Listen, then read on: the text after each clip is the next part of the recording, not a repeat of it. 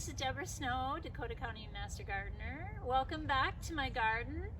Now we're in mid-spring, so you'll see quite a bit more in bloom. Still a lot of spring ephemerals. So the tulips are, the early ones are getting done, and so I have kind of mid and late. So you see a lot of tulips.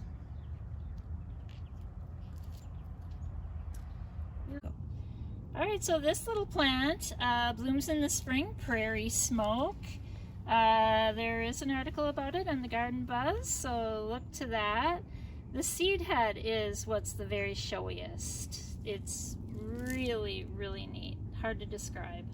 These are dwarf bearded iris. They're the first to come. They're the littlest. So iris is a very long bloom time.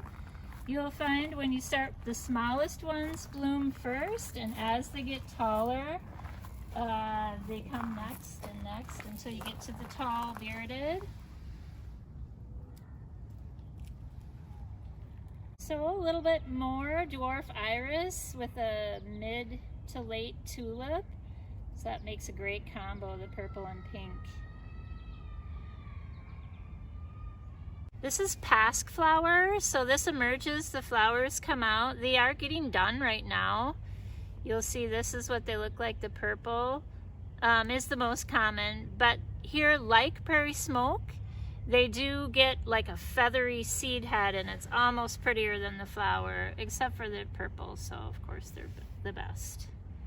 So I am a big hosta gardener, big collector, and this is one of my favorite ones, Fire Island. It's sort of a small hosta, but bright yellow, and it keeps that color all year. Very showy. This one emerges white and then fades to green, which you see it's already starting to green up, but unique and rare. All right, you see the yellow? That is Celendine Poppy. It's a shade plant. It blooms in the woods. It's a beautiful combo with the blue. It'll give a big flush in the spring now and continue to bloom all summer. It's a great, great plant. It's a must-have in a shade garden.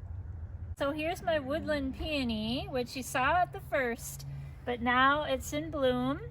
And this is what it looks like. It has these white balls, and inside you see the seed head and the stamens, but they mostly don't really open much. Then in the fall, we'll show it again, and it's stunning, the seed head in the fall. This is the crabapple Tina, a nice small ornamental tree. Mature height 6 to 8 feet, spread 6 feet, so it'll make a nice umbrella for instance, a hosta garden underneath. The buds are a dark, dark pink, and they open to white, so you see a mix of the two. This is my newest chainsaw carving. 2 cardinals, male and a female. We're thrilled with it. Alright, so we're back to the cutting garden, and lots of tulips. The daffodils are done, so we're on to the tulips. Still hard for me to cut, but I do.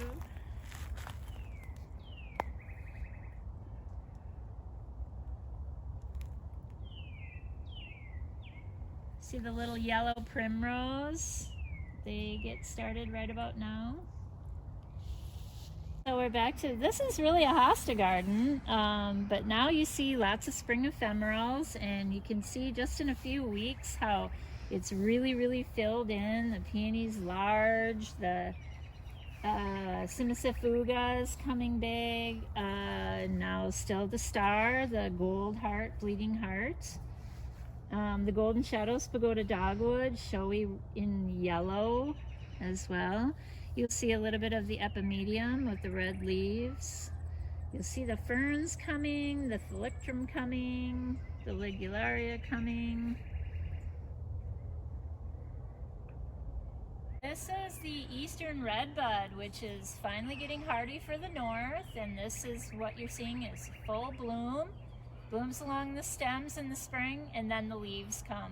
Big leaves, and it umbrellas over the gardens, giving welcome shade to all my hostas.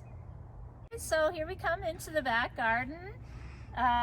You see the redbuds, and this border is, I think, the best in the yard for sure. Lots of color.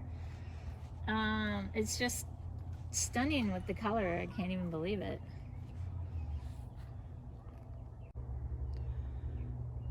So you see the bright yellow, the Celendine Poppy. The blue is the Mertensia. The white is the Trillium. And then that hot pink is the Woodland Primrose. You see the Bleeding Heart in pink and white. And the later tulips.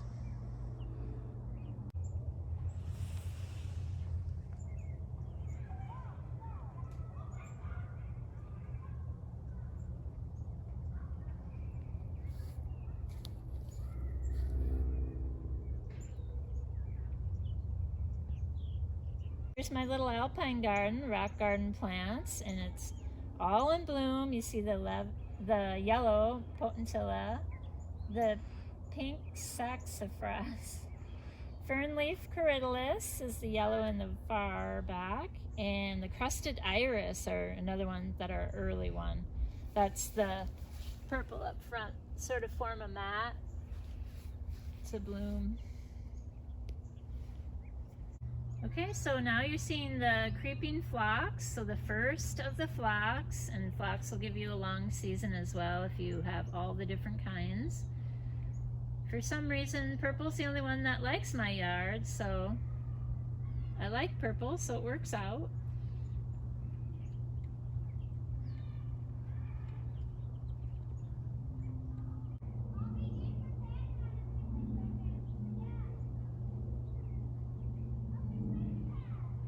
Pagoda Dogwood, Golden Shadows, always showy. Ultimately, I will have 3 in the gardens. Then you see the periwinkle color is the Woodland Phlox, so that blooms now, and that's a shade plant as well. Kind of mixes in with the Mertensia, the bluebells. Lots of mid-season tulips in here. And you see the hostas are coming as well, and ultimately this will be a full hosta garden as well. Then in the background you see my new addition. It's called North Wind Maple. It's a cross between Korean and Japanese maple. So Korean for the hardiness and Japanese for the beautiful leaf and color. It'll come with spring color like this. It'll ultimately turn green in the summer, and then it'll turn red in the fall. So we're just hoping it loves it here. So the fairy garden, the fairies are out, they're freshly out, and all the little miniature plants are emerging. Lots of miniature hostas. You'll see a lot of color. I try with the golds to bring some color. The miniature heucheras, lots of miniature anemones are the little flowers that you see. Here's the little miniature epimedium. It's got a great flower on it. Pretty showy. This is a miniature clematis. It doesn't look so mini, but it'll just get to the top there, and lots of bloom.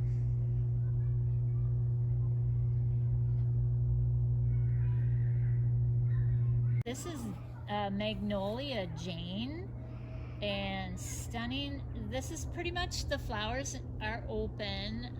They don't really open any farther than that. I think in the south they call it the tulip tree, so you can see why. This is the most blooms I've ever had on this plant, so I'm thrilled. I think it's so beautiful. All right, well, that's our visit for tonight. This is evening lighting, which I love in the garden. And this, I think, is the prettiest spot. You won't see the redbuds in bloom again, but enjoy them now, and hopefully we will see you in a few weeks, and we'll be able to look at lots of different things, and ultimately lots of different hostas.